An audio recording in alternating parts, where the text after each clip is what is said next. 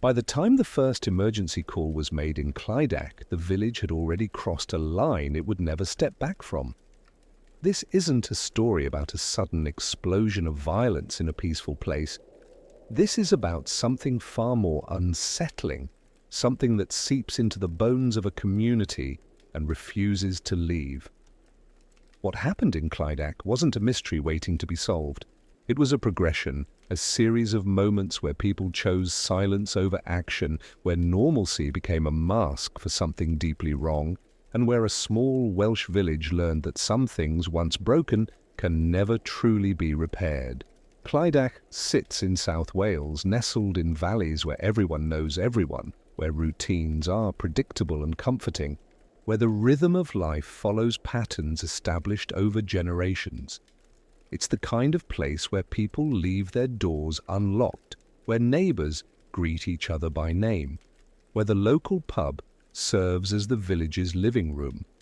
On any given evening, you could walk down the main street and hear the muffled sounds of television sets through thin walls, the occasional bark of a dog, the distant hum of conversation drifting from kitchen windows left open to catch the summer breeze.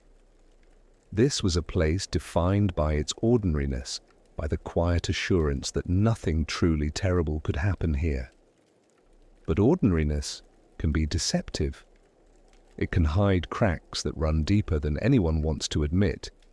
In Clydach, beneath the surface of pleasantries and familiar faces, there existed tensions that people spoke about in lowered voices, domestic situations that made neighbours uncomfortable, but not uncomfortable enough to intervene.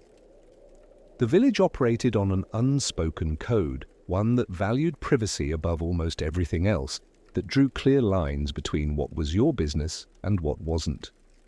And on one particular night in June of 1999, that code, that collective decision to look away, to assume that someone else would handle it, to believe that things would somehow work themselves out, led to a tragedy that would forever mark this community. This is not a story about evil appearing from nowhere.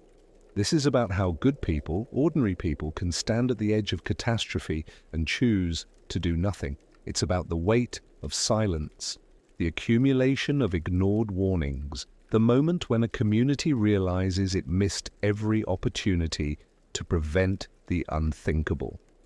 By the time blood was spilled in Clydach, the village had already failed. The crime itself was merely the final, irreversible consequence of 100 smaller failures, 1,000 moments of willful blindness, a collective shrug that said, "Not my problem, not yet, not now. What you're about to hear is not comfortable. It won't provide easy answers or satisfying conclusions. There's no moment of redemption, no hero who saves the day, no twist that makes everything make sense. Instead, there's only the cold reality of what happened when a community chose comfort over courage, when the fear of disrupting the peace became more powerful than the fear of what that peace was concealing. Clydach was a village like any other, which is precisely what makes this story so disturbing. Because if it could happen there, in that unremarkable place with its unremarkable people, then it could happen anywhere. And that, more than anything else, is what we need to understand. Before we can grasp what Clydach became, we need to understand what it was. Life in the village followed rhythms that had been established long before anyone living could remember. Mornings began with the sound of work boots on pavement, miners and factory workers heading to shifts that started before dawn. Children walked to school in clusters, their voices carrying through the narrow streets, mothers calling out reminders about homework and packed lunches. The local shop opened at 7, the same woman behind the counter who'd been there for 20 years, knowing every customer by name, knowing their preferences, their families, their histories.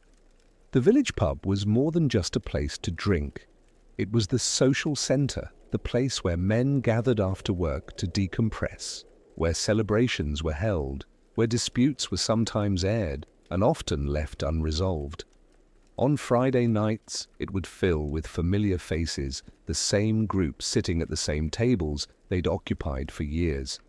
Conversations flowed in patterns covering work, football, local gossip, the weather. There was comfort in this predictability, in knowing that tomorrow would look much like today, that the faces you saw this week would be the same ones you'd see next week. Women gathered in different spaces. Kitchen tables became conference rooms where information was exchanged over tea, where concerns were voiced, where judgments were quietly made. The school gates at pickup time served as another gathering point, a place where mothers could catch up, where children's behavior was discussed, where subtle hierarchies were maintained. Everyone knew everyone's business, or thought they did. Who was struggling financially, who was drinking too much, whose marriage seemed strained, whose children were causing trouble. This knowledge was currency, traded carefully, used to establish social positions, to draw invisible lines between us and them, between acceptable and concerning. Domestic conflicts were part of this landscape, acknowledged but rarely addressed directly.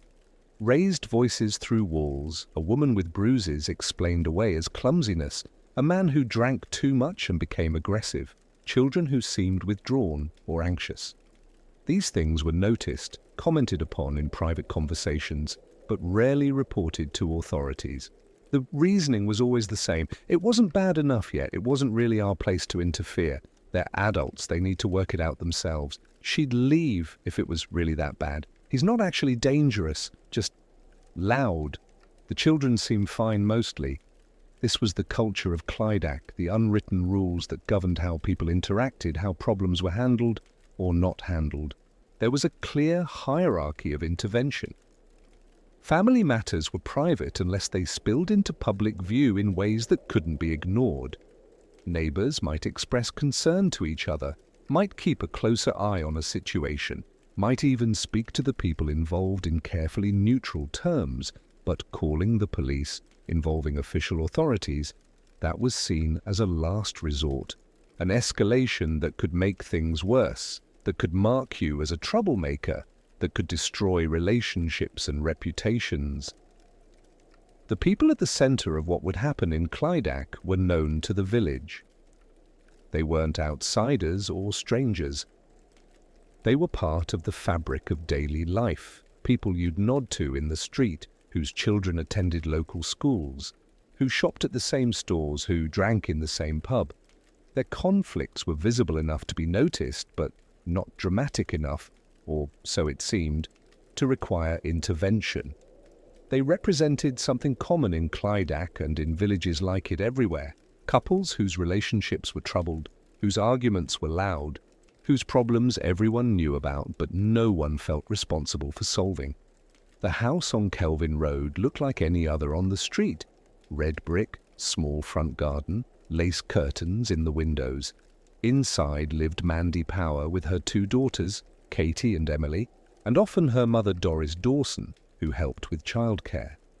Mandy worked as a care assistant, the kind of work that was emotionally demanding and poorly paid, the kind that left you exhausted at the end of each shift.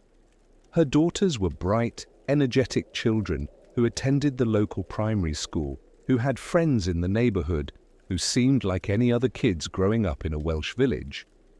But there were complexities beneath the surface, as there always are. Mandy's personal life was complicated, her relationships were turbulent, and there were tensions that people noticed but didn't quite know how to address. Neighbors heard arguments, they saw things that concerned them. They talked among themselves about whether someone should do something, whether it was really as bad as it seemed, whether getting involved would help or make things worse. These conversations happened in kitchens and over garden fences, in the school playground and at the shops, but they rarely progressed beyond speculation and worry. Looking back, it's easy to say that someone should have done something, should have seen the warning signs, should have acted before it was too late. But in the moment, in the day-to-day reality of village life, each individual incident seemed manageable, explicable, not quite serious enough to warrant disruption. This is how tragedies build, not through single dramatic moments, but through accumulation, through the slow normalization of concerning behavior, through the collective decision that today is not the day to get involved, that surely tomorrow will be different, that someone else will step in if it really becomes necessary. Clydach was a village that believed in minding your own business, in respecting privacy, in trusting that adults could manage their own affairs. These values, in many contexts, are reasonable and good. They protect autonomy, prevent overreach, allow people dignity in their struggles, but they can also become excuses for inaction, justifications for willful blindness, ways of absolving ourselves from responsibility when that responsibility becomes uncomfortable. And in Clydach, in the months and years leading up to that night in June, these values would be tested in ways no one anticipated, ways that would expose the terrible cost of choosing silence over intervention, of preferring comfort over courage. The signs were there, scattered across months and years like breadcrumbs leading to inevitable catastrophe. Neighbors heard arguments that went beyond normal domestic disputes, voices raised in genuine rage, sounds of violence, crying that lasted too long. Police had been called before, not frequently, but enough times that there was a record, enough times that officers had attended the address, had assessed the situation, had documented concerns, and then left, trusting that their presence had been enough to de-escalate, that their warnings had been heeded. But here's what happens in situations like this. Each individual encounter seems manageable. Officers arrive, speak to the people involved, note that everyone is currently calm, that no one requires immediate medical attention, that no one is pressing charges or requesting help. They offer information about support services, about resources available, about what to do if things escalate. Then they leave, returning to their other duties, assuming that they've done what they can with the limited authority they have. Unless someone is actively being harmed in that moment, unless someone wants to file a complaint, there's little more that can be done legally. So the incidents get logged, get added to a file that grows thicker over time, and life continues. Friends and family members saw things too. Mood changes, withdrawal, fear masked as something else. Conversations where concerns were raised obliquely, where offers of help were made and gently refused, where the person in trouble insisted that everything was fine, that they could handle it, that it looked worse than it really was. And what do you do in those situations if someone tells you they're okay? If they insist they don't need help? Do you override their autonomy? Do you force intervention they don't want? Do you risk damaging the relationship, driving them further into isolation, making things worse? These are not easy questions, and the people of Clydach struggled with them just as people everywhere do. The default answer, more often than not, was to back off, to respect stated wishes, to remain available but not pushy, to hope that time would improve things or that the person would reach out when they were ready. This seems reasonable, this seems respectful, but it can also be our comfortable excuse for inaction, a way of alleviating our own guilt while avoiding the hard, messy, uncomfortable work of genuine intervention. There were moments that, in hindsight, stand out as clear opportunities. A conversation where someone almost said something definitive, almost made a concrete offer of sanctuary, almost picked up the phone to call social services. A night when neighbors heard something that frightened them, that made them consider calling the police again, that kept them awake, wondering if they should act. But each time, doubt crept in. Maybe it wasn't as bad as it sounded. Maybe getting involved would make things worse. Maybe it was an isolated incident. Maybe they were overreacting. Maybe it was none of their business. This is the insidious nature of escalating domestic violence. It happens gradually enough that each new level of concern can be rationalized away, can be seen as only slightly worse than the last incident, not quite different enough to warrant a different response. The person who sees it every day becomes acclimated, adjusts their normal, accepts behavior they would have found shocking a year earlier. The community around them follows a similar trajectory, normalizing the abnormal, finding reasons not to act, waiting for some clear threshold to be crossed before intervening. In Clydach, that threshold was never clearly defined.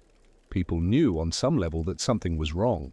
Conversations in the pub, in kitchens, at school gates circled around the situation without ever landing on it directly. There was gossip, speculation, concern expressed in safe contexts where it required no follow-up action.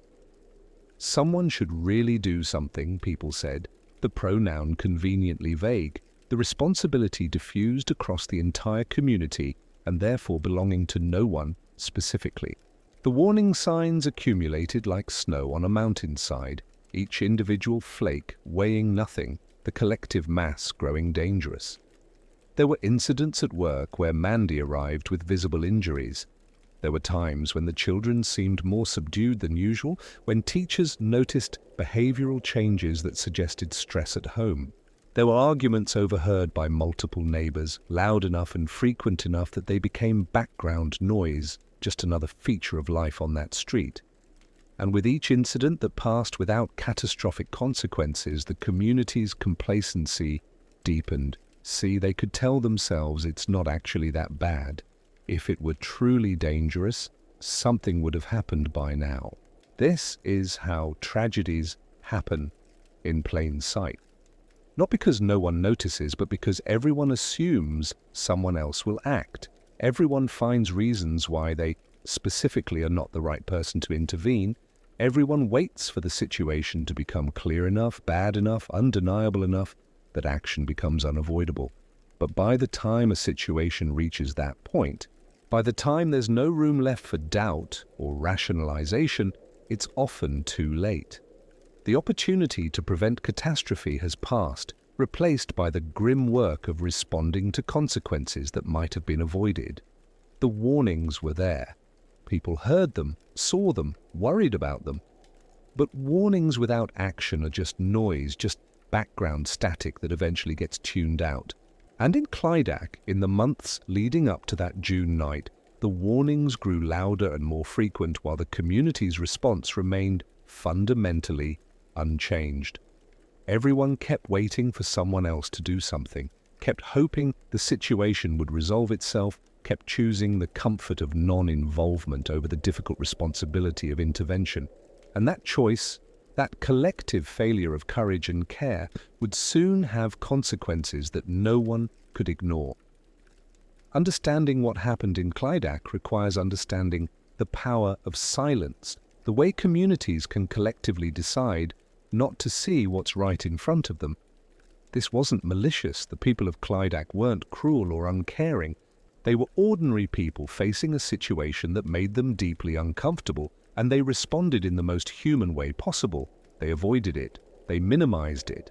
They convinced themselves that it wasn't their responsibility, that they didn't have the right to interfere, that getting involved could make things worse. There's a particular culture in small British villages, a code of conduct that governs social interaction. You don't make a fuss. You don't create drama. You handle your problems privately. You don't air your dirty laundry for the whole community to see.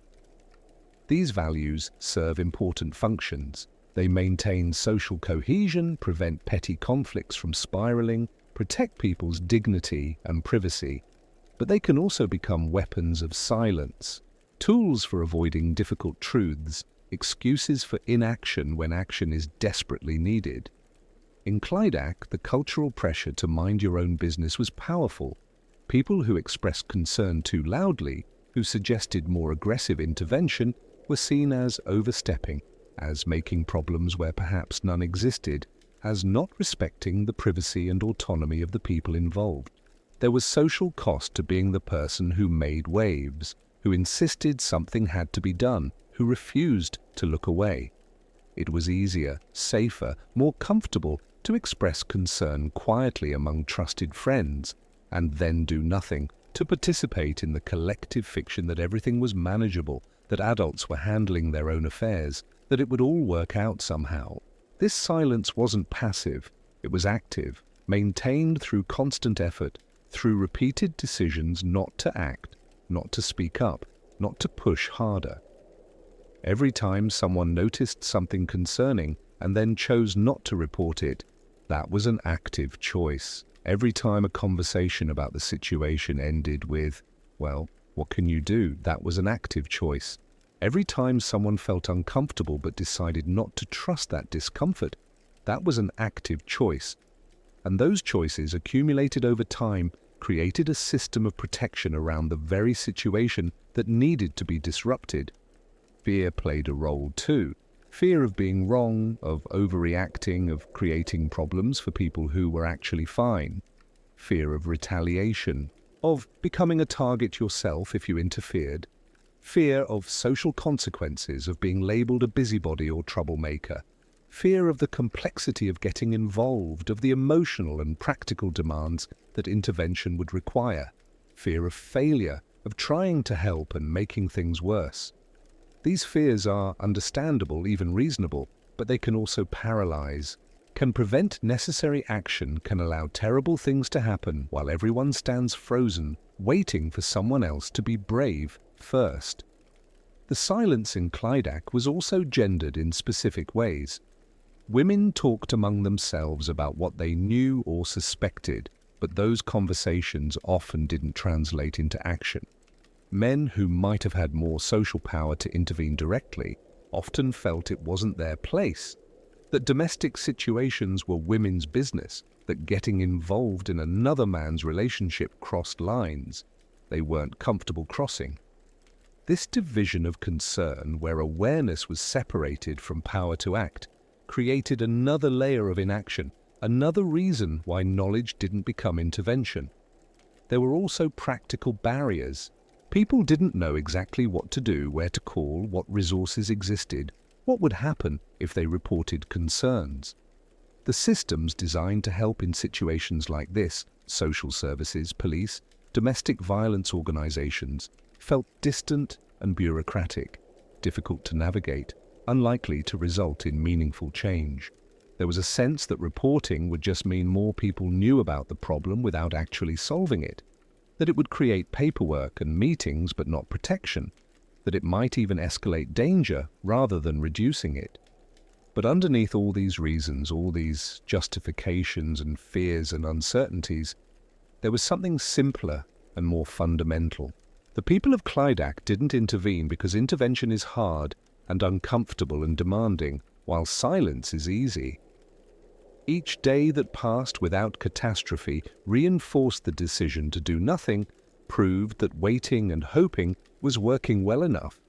Until suddenly, it wasn't. Until the accumulated weight of all those ignored warnings, all those avoided interventions, all those moments of chosen silence collapsed into a single, terrible night that would change everything. No one in Clydach decided anything, not really. They just didn't stop it. They saw the cliff approaching and convinced themselves it wasn't really a cliff, or that someone else would grab the wheel, or that the vehicle would turn at the last moment on its own.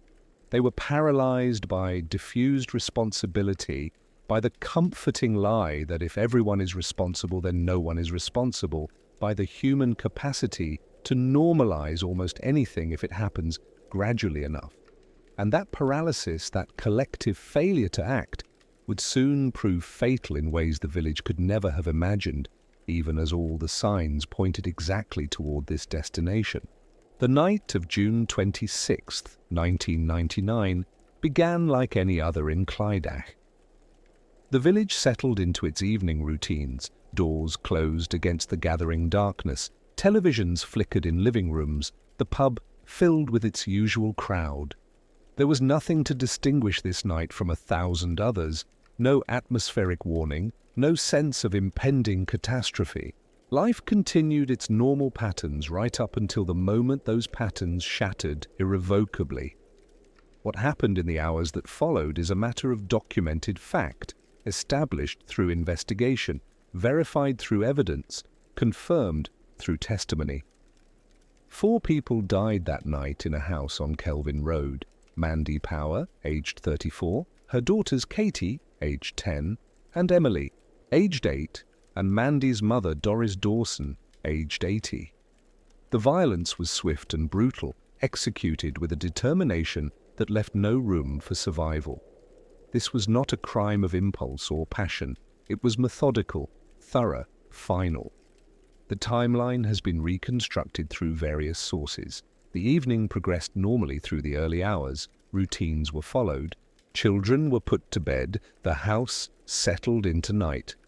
Then, at some point in the darkness, violence erupted.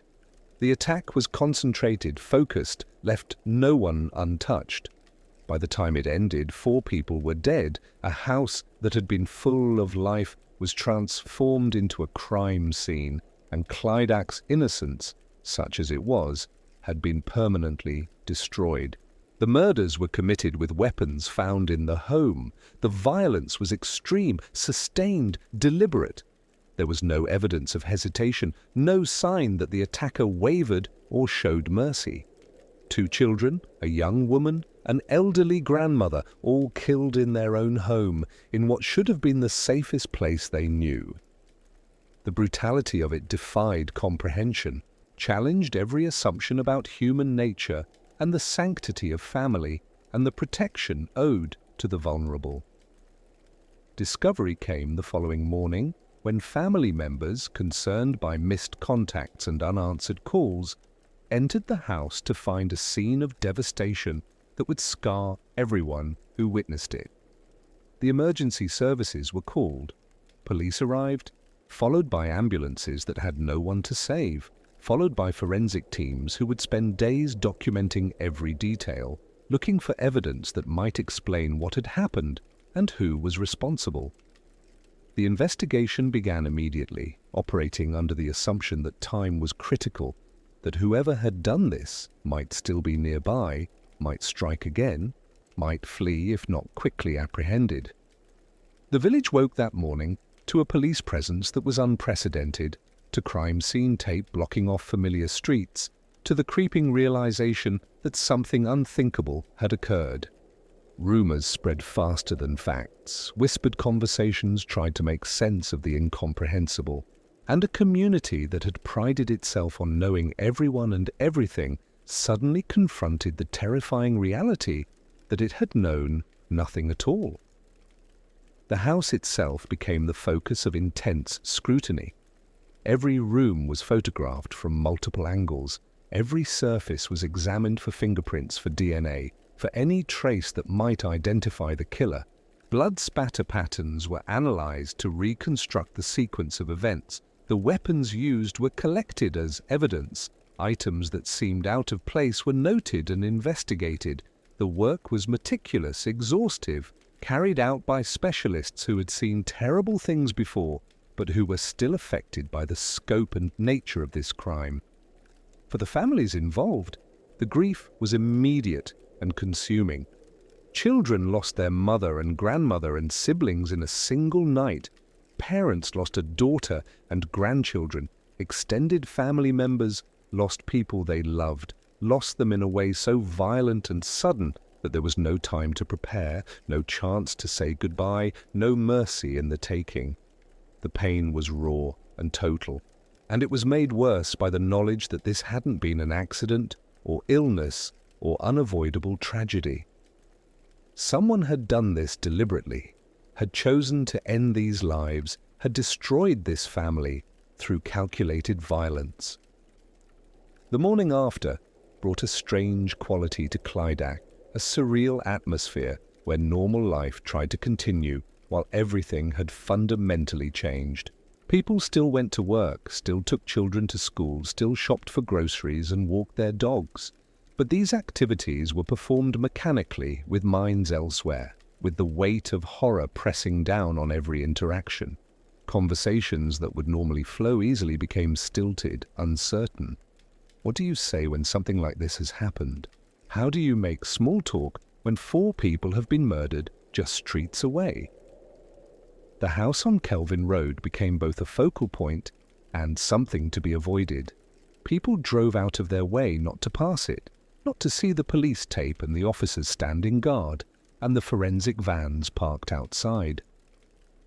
But they also couldn't stop thinking about it, couldn't stop their minds from returning to the scene, imagining what had happened, wondering how it was possible, trying to make sense of senselessness.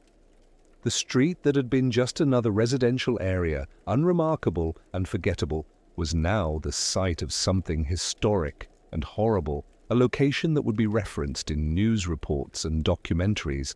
That would become synonymous with tragedy. By midday, the news had spread beyond Clydach. Reporters began arriving, setting up outside the police cordon, interviewing anyone willing to speak, hungry for details and context and human interest. The village, which had existed in comfortable obscurity, suddenly found itself thrust into national attention, its name repeated on television and radio, its tragedy becoming public property, examined and discussed by strangers who had never set foot there, who had no connection to the people involved, who consumed the horror from a safe distance and then moved on to the next story.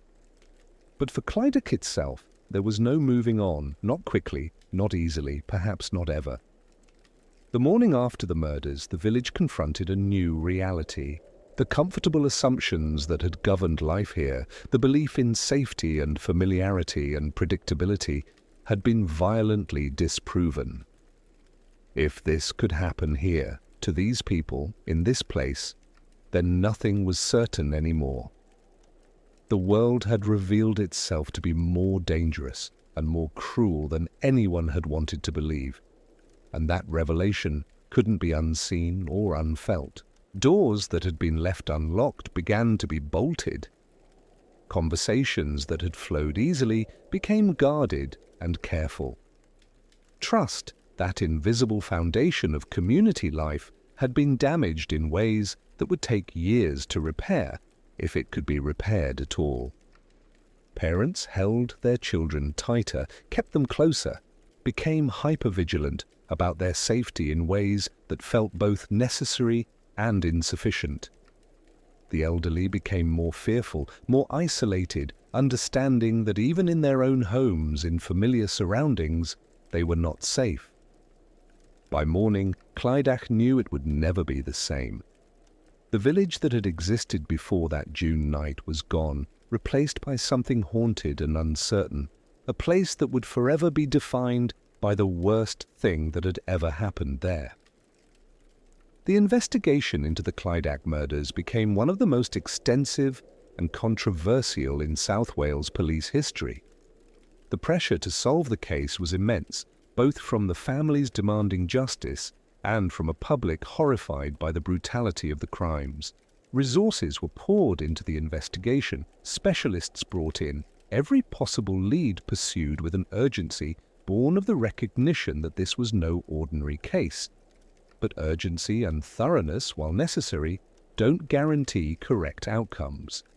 And as the investigation progressed, questions began to emerge about decisions made, evidence handled, conclusions drawn. In the immediate aftermath, police worked to establish basic facts. Who had been in the house that night? What was the sequence of events? What evidence had been left behind? The forensic work was painstaking, every surface examined for fingerprints, every fiber collected for analysis, every blood spatter documented and interpreted. The house yielded substantial evidence, as violent crime scenes typically do, but making sense of that evidence, constructing a narrative that connected all the pieces, proved more challenging than investigators initially anticipated. Early in the investigation, attention focused on certain individuals, theories developed about motive and opportunity, pressure built to make an arrest before the trail went cold. In cases like this, there's always a tension between moving quickly and getting it right, between the need to reassure a frightened public that someone is in custody and the need to ensure that the person arrested is actually guilty. That tension can lead to mistakes, to confirmation bias, to evidence being interpreted in ways that support preferred theories rather than being followed wherever it naturally leads. David Morris was arrested and charged with the murders. A former security guard with a connection to Mandy Power, Morris maintained his innocence from the beginning, claiming he had nothing to do with the killings, but the evidence presented against him seemed compelling to many. There was forensic evidence placing him at the scene. There were witnesses who claimed to have seen him in the area. There were inconsistencies in his accounts of his whereabouts that night. The prosecution built a case that convinced a jury of his guilt, and Morris was sentenced to life in prison. But the conviction didn't end the controversy. Almost immediately, questions arose about the quality of the investigation, about evidence that seemed to contradict the official narrative, about alternative suspects who were never seriously pursued. Some of these questions came from Morris himself and his supporters, which was expected, but others came from independent observers, from journalists and lawyers and forensic experts who examined the case and found problems they couldn't ignore. There were concerns about the forensic evidence. DNA found at the scene was complex, with multiple contributors, and the interpretation of that evidence was disputed by experts. Some argued that the DNA actually pointed away from Morris rather than toward him. There were questions about contamination, about how samples were collected and stored, about whether proper protocols had been followed throughout. These aren't abstract concerns. Forensic evidence is only as reliable as the chain of custody and the methods used to analyze it, and if there are problems with either, the conclusions drawn become questionable. There were concerns about witness testimony. Some witnesses changed their accounts over time in ways that seemed to align more closely with the prosecution's theory of the case. Others reported seeing things that contradicted the official timeline. Still others felt pressured by police to say things they weren't certain about, to be more definitive in their identifications than they actually felt comfortable being. Eyewitness testimony is notoriously unreliable, influenced by suggestion and memory malleability and the desire to be helpful, and careful investigators know this and account for it. Whether that happened in this case became a matter of debate. There were concerns about alternative suspects. Other individuals had connections to the victims, had been in the area that night, had motives that could be constructed, had evidence linking them to the scene. But once the investigation focused on Morris, these alternatives were not pursued with the same vigor. Resources were directed toward building the case against him rather than exploring other possibilities. This is a common problem in major investigations. Once a theory takes hold, once significant resources are committed to proving that theory, there's institutional resistance to changing direction. Admitting error means wasted time and money, means damaged reputations, means starting over when pressure for results is intense. The most controversial aspect involved a police officer named Alison Lewis, who had been in a relationship with Mandy Power. Lewis became a suspect in some alternative theories, with evidence that placed her near the scene around the time of the murders, with motives suggested by the complicated nature of her relationship with Mandy. But Lewis was never charged, and defenders of the official investigation argued that she had been thoroughly investigated and cleared, that the evidence against her was circumstantial and insufficient, that focusing on her was a distraction from the real killer. Critics argued that she received preferential treatment because of her position, that the investigation into her was perfunctory rather than thorough, that evidence was overlooked or explained away. These disputes continued for years, becoming more heated and divisive as time passed. Morris appealed his conviction multiple times, each appeal claiming new evidence or procedural errors or miscarriage of justice.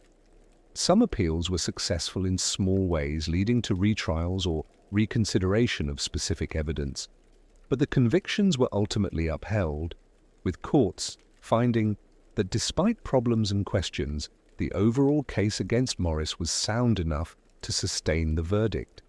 For those seeking clear answers, seeking certainty about what happened that night and who was responsible, the Clydach case offered only frustration. The official resolution pointed one direction. The doubts and alternative theories pointed others. The evidence was complex enough to support multiple interpretations. The investigation had enough problems to raise questions without being so flawed as to be clearly invalid. This ambiguity was painful for everyone involved, but especially for the families of the victims, who deserved clarity and closure and instead received ongoing controversy and competing narratives. What's undeniable is that the investigation, regardless of its ultimate correctness, exposed serious limitations in how such cases are handled. Resources, while substantial, were still finite. Expertise was available but not unlimited. The pressure to solve the case quickly created an environment where mistakes were more likely. The emotional weight of 4 murders, including 2 children, made it difficult to maintain the clinical detachment that proper investigation requires. Everyone involved was working under extraordinary stress, making decisions that would be scrutinized for years, knowing that failure would mean 4 deaths remaining unanswered and a killer potentially free. The investigation also revealed how difficult it is to investigate crimes where victims can't speak, where the scene is the only witness, where physical evidence must be interpreted and narratives constructed from fragments. There's no confession to rely on, no clear motive that makes everything make sense, no smoking gun that points definitively to one person. Instead, there are only pieces, DNA and fibers and blood, and footprints and timelines, and the challenge of assembling those pieces into a coherent picture without letting bias or assumption fill in the gaps with fiction. The case became not just a tragedy, but a source of ongoing controversy, a wound that wouldn't fully heal because the healing required certainty that not everyone felt, closure that seemed incomplete, justice that felt ambiguous to those who examined it closely. Morris remained in prison, maintaining his innocence, pursuing appeals, becoming a cause for those who believed he'd been wrongly convicted. The families of the victims remained divided in their beliefs about who was truly responsible, some confident in the conviction, others haunted by doubts. And Clydach itself remained caught between official resolution and unresolved questions, a community that couldn't fully move forward because the past refused to settle into clarity. In the aftermath of the murders and the subsequent investigation, Clydach found itself transformed into something it had never wanted to be, a spectacle, a symbol, a place defined by its worst moment.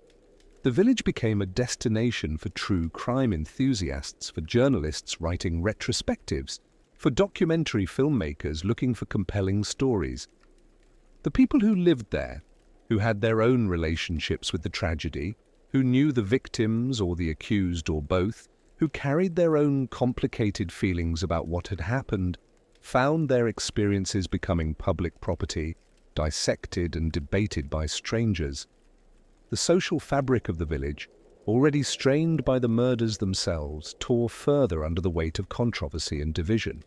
People took sides, not just about guilt or innocence in the legal sense, but about who deserved sympathy, who was to blame, what the proper response should be. Families fractured over these divisions, friendships ended. The pub, once a neutral space for community gathering, became a place where certain topics were forbidden, where certain combinations of people couldn't be present at the same time, where the weight of unsaid things grew heavier each year. Some people dealt with the trauma by leaving, moving away from Clydach to places where their address didn't carry associations with murder, where they could introduce themselves without wondering if people recognized the village name, where they could escape the constant reminders. Others stayed but withdrew, closing themselves off from community life, interacting only when necessary, building walls where there had once been openness. Still others threw themselves into keeping the village alive, into maintaining traditions and institutions, into insisting that Clydach was more than its tragedy, but even these efforts carried a defensive edge, an awareness that they were fighting against an identity that had been imposed from outside. The children who grew up in Clydach after the murders carried a particular burden. They attended schools where the events were known but rarely discussed directly, where the legacy of what had happened was present in the careful way teachers approached certain topics, in the way outside students sometimes reacted when they learned where you were from. They lived in a place marked by loss but were too young to remember what had been lost, too distant from the events to have direct trauma but too close to escape the aftermath. They inherited a wounded community without having experienced the wounding and were tasked with somehow moving forward while carrying history they hadn't made. The families most directly affected carried the heaviest burden of all. They lost loved ones in the most violent way possible, then had to navigate a justice system that treated their pain as evidence, that put their lives under microscopic examination, that turned private grief into public record. They watched as the murders became entertainment for some, conspiracy fodder for others, academic case studies for researchers. Their dead were examined in autopsy reports, discussed in courtrooms, referenced in books and articles and podcasts. The privacy that grief requires was impossible. Everything was exposed, dissected, argued over. And underneath all of this, underneath the divisions and departures and public scrutiny, there was the original question that nobody could answer satisfactorily. How had this happened? Not just the murders themselves, but the entire progression that led to them. How had a village that thought it knew everyone failed to see or stop what was building? How had warnings gone unheeded? How had the normal mechanisms of community care and official intervention failed so completely? These questions haunted Clydach because answering them meant acknowledging collective failure, meant accepting that the tragedy wasn't just about one person's actions, but about a system of silence and inaction that the entire community had participated in. Some tried to shift blame entirely to the investigation, to police and social services, to official systems that should have prevented this. These institutions certainly bore responsibility, but focusing exclusively on them was also convenient. It allowed individuals to absolve themselves, to say that they had no power, no responsibility, that preventing such things was someone else's job. This wasn't entirely wrong. Professional systems do exist precisely to handle situations beyond community capacity, but it also wasn't entirely honest, because people had seen things, had worried, had spoken amongst themselves, and then had done nothing. The institutions failed, but so did the community, and acknowledging both failures was necessary but painful. Others went the opposite direction, turning on neighbors, accusing them of knowing more than they'd said, of protecting someone, of being complicit through their silence. This blame was usually directed at people already viewed with suspicion for other reasons, used as a way of working out old grievances under cover of justice seeking. These accusations created new wounds, spread the pain wider, ensured that the murders would poison relationships for another generation. Very few were willing to sit with the uncomfortable truth that this tragedy was overdetermined, that it had many causes and many points where intervention might have helped, that responsibility was genuinely diffused across individuals and institutions and cultural patterns, and that holding that complexity without collapsing into simplistic blame was necessary but almost impossible. It was easier to find a villain, whether that was the convicted murderer, or the police, or specific neighbors, or the victims themselves in the cruelest victim blaming. It was easier than accepting that everyone had failed in smaller ways that accumulated into catastrophic failure, that the system had worked exactly as designed, and the design itself was flawed. Clydach, in the years after the murders, became a place of ghosts and what-ifs. People walked past the site where the house on Kelvin Road had stood, which eventually was demolished, but whose location remained marked in everyone's mental map. They remembered what it had looked like before, who had lived there, what had happened. They couldn't unknow it, couldn't return to the innocence of not knowing such things were possible. The village learned to function around the wound, to go about daily business while carrying this terrible knowledge, to smile and chat and maintain normalcy while understanding that normalcy was compromised, that it would always be compromised. The tragedy didn't end with the murders or the trial or the verdict. It continued in the way families were broken, in the way trust was destroyed, in the way a community learned to live with division and pain and unanswered questions. Some things got better with time, the acute shock fading into chronic ache.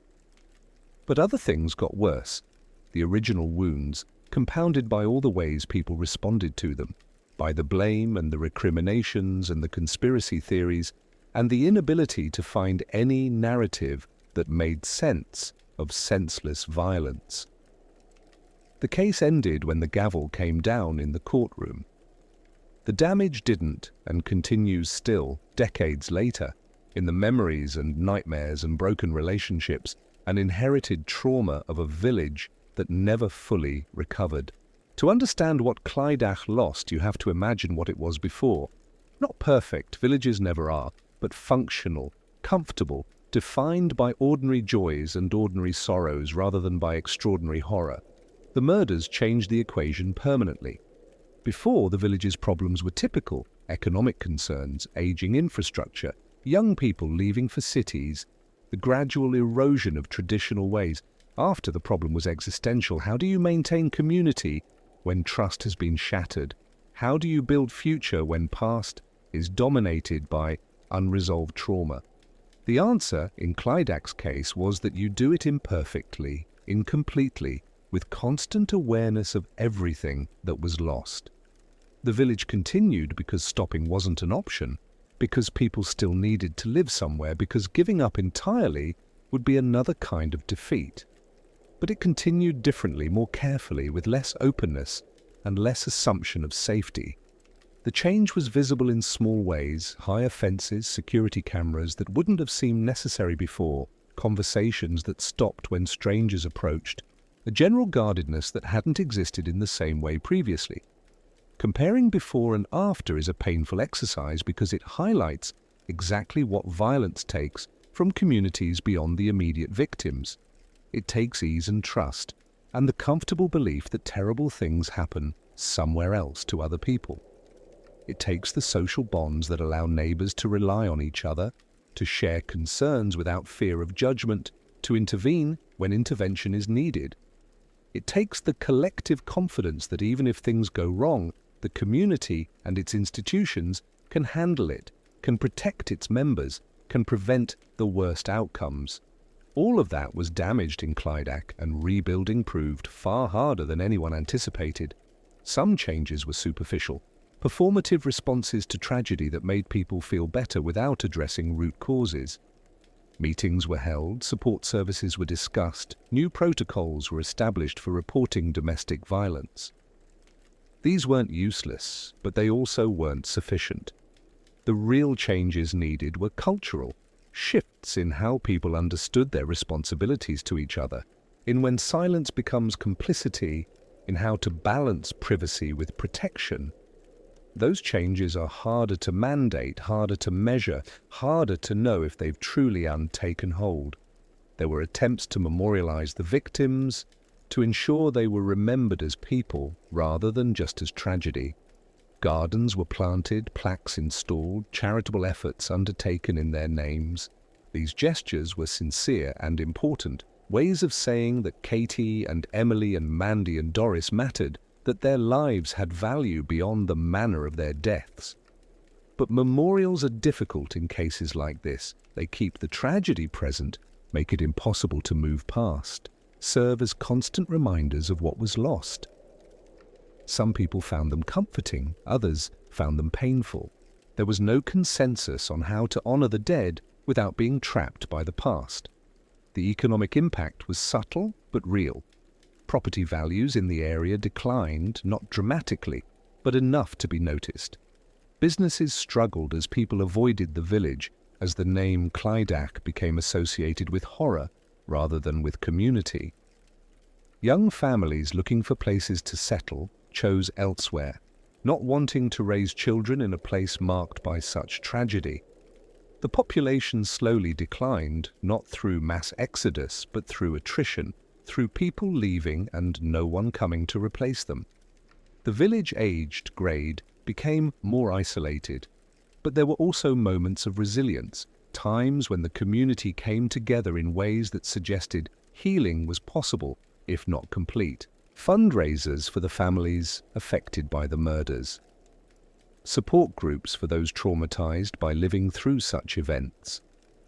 Neighbors checking on each other with renewed purpose, understanding that silence had already cost too much.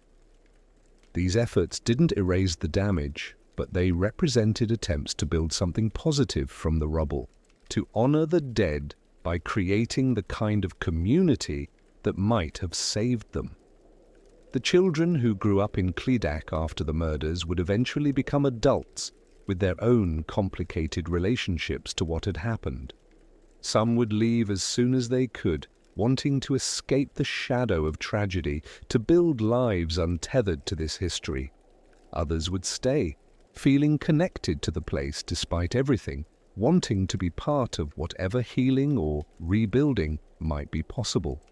Still others would carry the story with them wherever they went, unable to fully separate their identity from this defining event of their childhood home, for better or worse. The passage of time brought some distance, but not closure. Anniversaries of the murders came and went, marked by some and ignored by others, each person choosing their own relationship to remembering. Media interest would spike periodically when there were appeals, or new documentaries, or true crime podcasts discovering the case. Each time, the village would brace itself, knowing that outsiders would arrive again, would ask questions, would treat their trauma as content. The cycle of exposure and withdrawal became its own rhythm, another way that life in Clydach had permanently changed. What became clear over the years was that there would never be a moment where everyone could agree that it was over, that justice had been served, that healing was complete. The case had too many unresolved questions, too much controversy, too much pain that couldn't be neatly packaged or explained away. David Morris remained in prison, maintaining his innocence until his death in August of 2021. His passing didn't resolve the debates about his guilt. If anything, it intensified them, removing any possibility of confession or exoneration, leaving only the competing narratives to fight over his legacy. The victims' families continued to navigate their grief in the public eye, some seeking attention for their cause, others desperately wanting privacy. The children who survived, who lost their family that night, grew up with a loss so profound it shaped everything about who they became. The community members who felt they should have done more carried guilt that wouldn't lift. The investigators who worked the case defended their actions while acknowledging mistakes. Everyone involved was marked, changed, unable to return to who they had been before that June night. Clydach today exists in a state of permanent aftermath. It's not the site of active tragedy anymore. The yellow crime scene tape is long gone. The house has been demolished. The daily routines have resumed. But the history is there, present in every conversation that carefully avoids certain topics, in the way older residents remember when asked about the village, in the statistics about trust and community cohesion that show lasting impact. The wound has scarred but hasn't healed. Perhaps it never will. Perhaps that's not even the right goal. Perhaps what's needed is not healing, but integration, finding ways to carry the past without being crushed by it, acknowledging what happened without letting it be the only thing that defines this place and these people. The lessons of Clydach, if there are lessons, are uncomfortable ones. They're about the limitations of individual and collective action, about how easy it is to see danger in hindsight and how difficult it is to recognize in the moment. They're about the systems we build to protect people and how those systems can fail even when everyone is trying their best. They're about the cultures of silence that exist in all communities, the pressure to mind your own business that can become permission to ignore suffering. They're about how tragedy doesn't announce itself clearly, doesn't give warnings that are unmistakable. Instead, builds gradually through accumulation until suddenly it's too late. Where does responsibility begin in a case like this? With the person who committed the violence, certainly. With the institutions that failed to intervene effectively, probably. But also with the neighbors who heard and saw and worried but didn't act. With the culture that prioritized privacy over protection. With the systems that made it difficult for victims to ask for help or for concerned citizens to know what to do. The responsibility is genuinely diffused, genuinely shared, genuinely complicated, and that complication is precisely what makes it so difficult to prevent the next tragedy, because there's no single villain to defeat, no simple solution to implement, no clear line between acceptable and unacceptable inaction. When does silence become complicity? This is the question that haunts Clydach most persistently. Not legal complicity, not criminal responsibility, but moral culpability, the knowledge that you could have done something and chose not to. The line is blurry, contested, impossible to draw with certainty. Is it complicit to notice concerning signs but not report them? Is it complicit to report them once but not follow up? Is it complicit to offer help that's refused and then step back? Is it complicit to wait for someone else to act first? These questions don't have easy answers, which is precisely why they're so important to ask. The people of Clydach weren't monsters. They were ordinary people facing an extraordinary situation without clear guidance on how to respond. They made choices that seemed reasonable at the time, that balanced competing values and concerns, that tried to respect autonomy while maintaining safety. Those choices, in aggregate, in accumulated consequence, led to catastrophe. Does that make them guilty? Does it make them complicit? Or does it make them human, fallible, caught in circumstances that exposed the limitations of individual agency and community cohesion? There's a danger in judging them too harshly from our comfortable distance. It's easy to say what should have been done when you're not the one who has to do it, when you're not facing the social costs and practical complications and genuine uncertainty about whether intervention will help or harm. Moral clarity is a luxury of hindsight. In the moment, in the messy reality of daily life, things are almost never clear. People do the best they can with imperfect information and limited power and competing obligations. Sometimes that's enough. Sometimes it isn't. Clydach is a case where it wasn't, and living with that knowledge is part of the burden the village carries. But there's also a danger in being too forgiving, in letting everyone off the hook by claiming that nothing could have been done, that the tragedy was inevitable, that individual choices don't matter in the face of larger forces, because choices do matter. Each decision not to act was a choice. Each rationalization for inaction was a choice. Each prioritization of comfort over courage was a choice.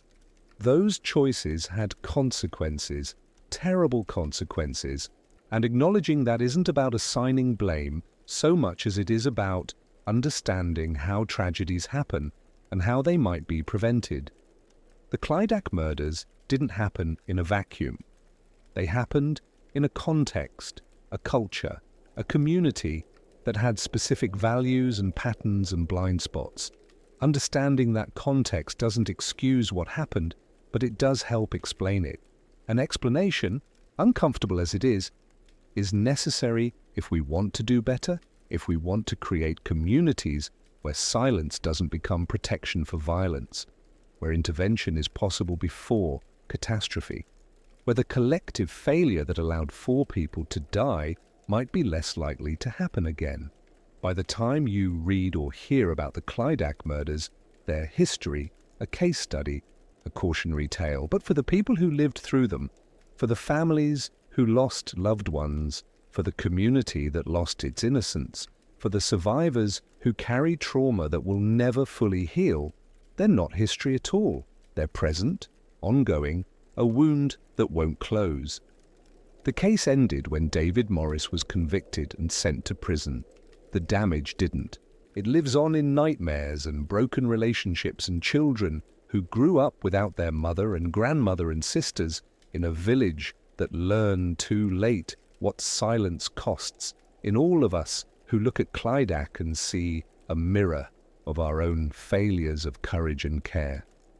This is what happened when a community chose comfort over intervention, when the fear of disruption became greater than the fear of disaster, when everyone waited for someone else to act until there was no one left to save. Clydach didn't just lose lives that night in June of 1999. It lost certainty. It lost the comfortable belief that knowing everyone means protecting everyone. It lost the assumption that terrible things are always someone else's problem.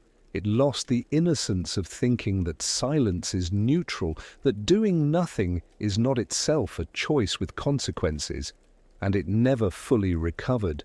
Perhaps it never could. Perhaps that's the real lesson here. Some damages are permanent. Some losses can't be restored. Some communities cross lines they can never step back from. And we're left only with the question of what we do with that knowledge, how we carry it, whether we learn from it, whether the next community facing similar warning signs will find the courage to act that Clydach couldn't muster until it was far too late.